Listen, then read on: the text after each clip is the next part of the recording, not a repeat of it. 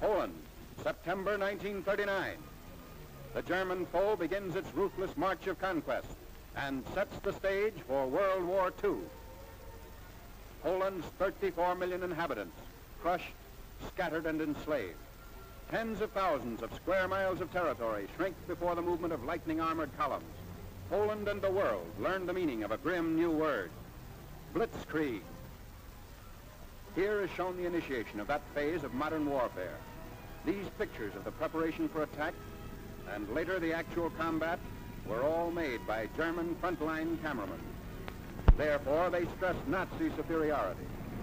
Success is unimpeded as Hitler's divisions move against outnumbered Polish defenders.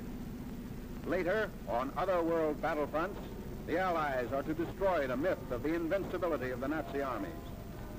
But this is Hitler at the peak of his armed might, and the record of a nation overrun in just days is of military as well as historical importance.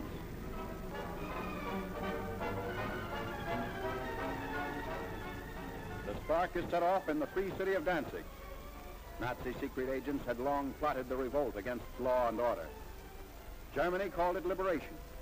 The world knew that Danzig represented the ignition of the European powder keg, the excuse for Hitler's hordes to begin their destructive campaign of conquest. Here is the historic last stand of Danzig's loyal defenders. They're entrenched in the city's post office and under repeated fire of Nazi-trained militiamen.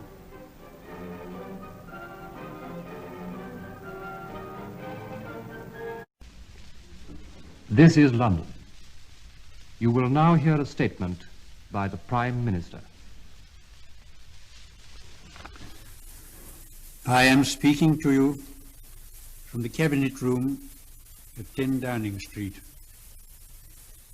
This morning, the British ambassador in Berlin handed the German government a final note stating that unless we heard from them by 11 o'clock, that they were prepared at once to withdraw their troops from Poland, a state of war would exist between us.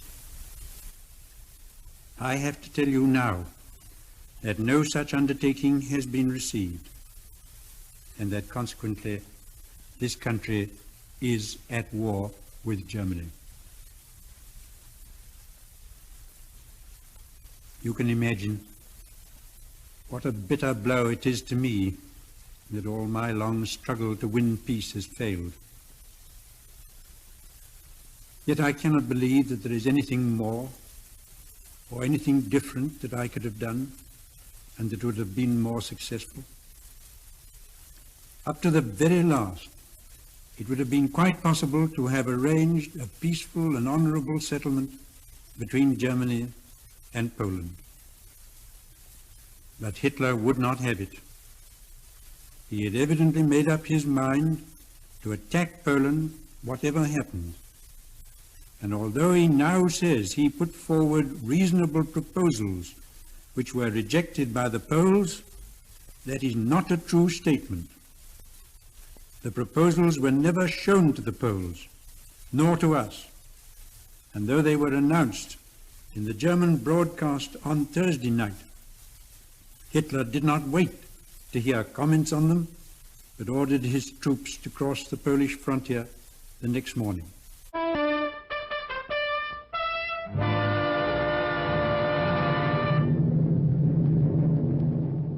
Here is the motion picture record released by the United States Navy of the havoc wrought by the Japs' sneak sky and sea raid on Pearl Harbor, America's mid-Pacific naval bastion.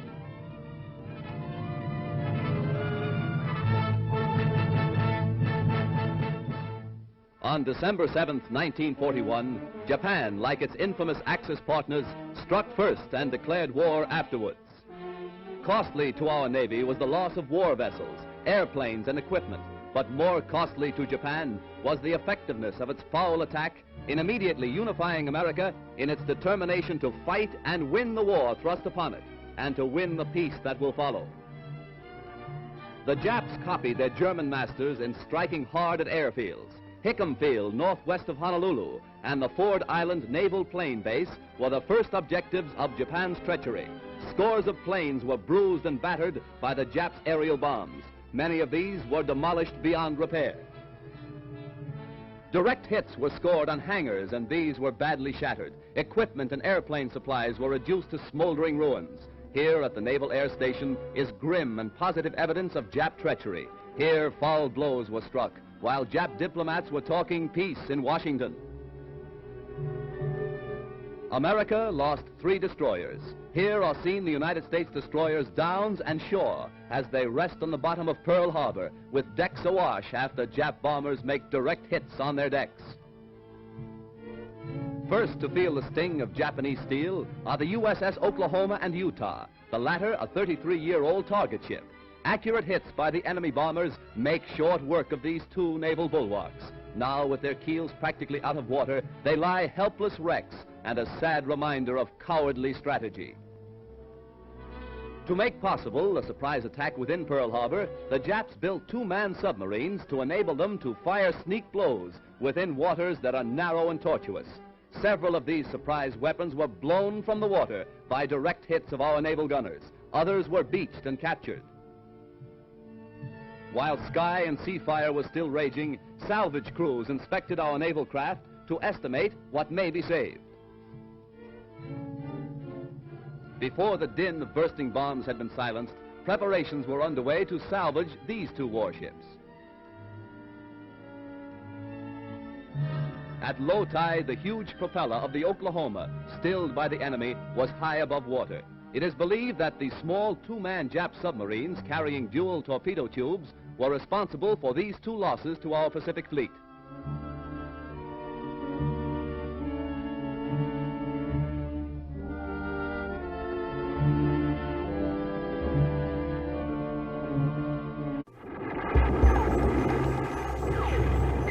The Allies had barely landed at Normandy when the idea of a monetary fund began to move rapidly from concept to reality.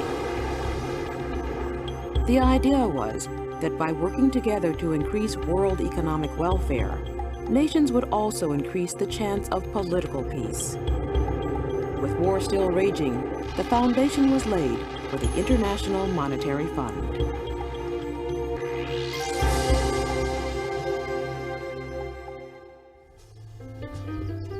In the summer of 1944, in the remote mountains of New Hampshire, the staff of the reopened Mount Washington Hotel was preparing for the gathering officially known as the United Nations Monetary and Financial Conference.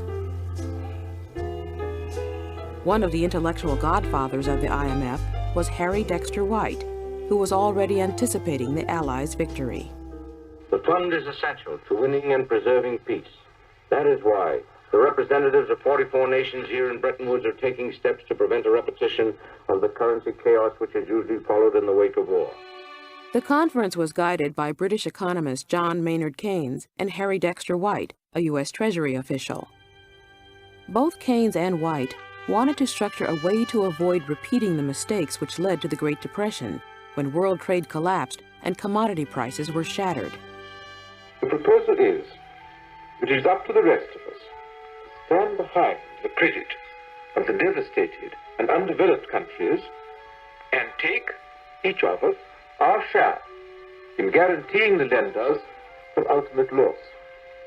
The whole world will join together in a mutual credit pool to shoulder risks which private investors might be unwilling to run. They did what they'd come to do. On July 22, 1944, in the Gold Room of the Mount Washington Hotel, the delegates in small groups provisionally signed the Articles of Agreement for the IMF and the World Bank. In 3 weeks, the delegates had accomplished a remarkable task, a system for economic cooperation which they hoped would result in a better, peaceful, and more prosperous world.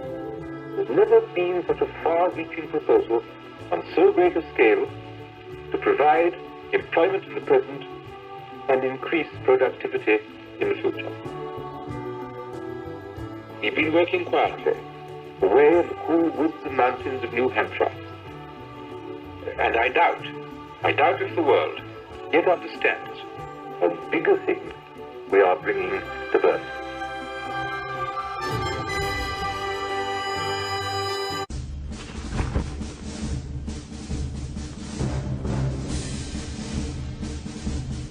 3 days after the Hiroshima bomb, despite all the destruction, Japan still hadn't surrendered. A second bomb was made ready, and Truman issued another warning. The world will note that the first atomic bomb was dropped on Hiroshima, a military base. If Japan does not surrender, bombs will have to be dropped on war industries.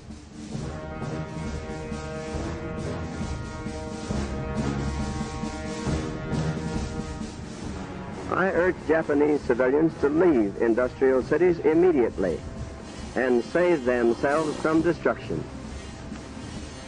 I realize the tragic significance of the atomic bomb.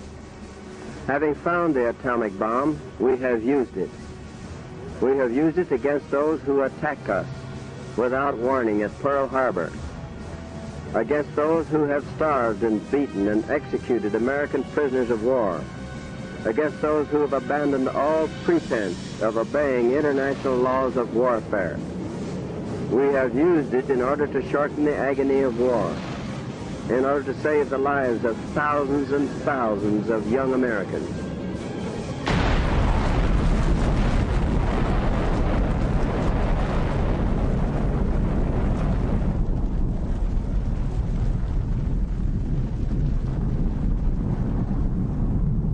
The second bomb was intended for the city of Kokura, but it was too cloudy, so the plane moved on to Nagasaki.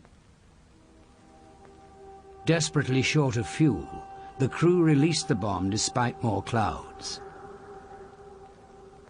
The bomb missed the aiming point and fell into a valley.